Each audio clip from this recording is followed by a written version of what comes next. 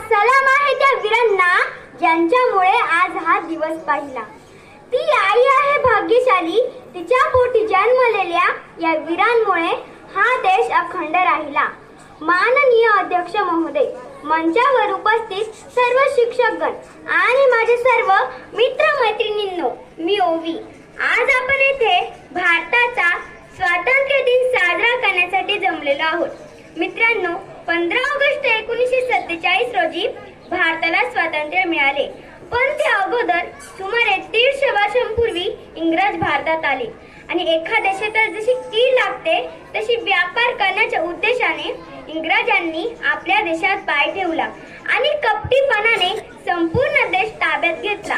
त्यानंतर आपण इंग्रजांच्या गुलामगिरीत 150 वर्ष लढत राहिलो, भयानक अत्याचार, असंख्य वेदना सहन केल्या। मित्रांनो, पारतंत्र्यात किती दिवस जगायचं आणि इंग्रजांचा गुलाम म्हणून किती दिवस अत्याचार सहन करायचा?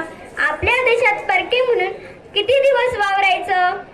सोन्याचा धूर निघत असलेल्या देशाला उघड्या डोळ्यांनी लुटताना किती दिवस बघायचं? असा प्रश्न भारत मातेच्या लेकरांना पडला नसता तर नवलच। अशा नराधमांच्या जुलमी राजवटी विरुद्ध लढण्यासाठी भारत भूमीचे अंकुर उगवले।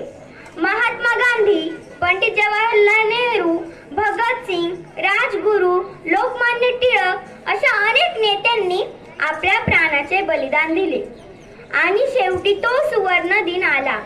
इंग्रजांची राजवट उलटून टाकण्यात भारतीय यशस्वी झाले होते। आपल्या देशावर फडकणारा युनियन जॅक खाली घेण्यात आला आणि तिरंगा अभिमानाने फडकविण्यात आला।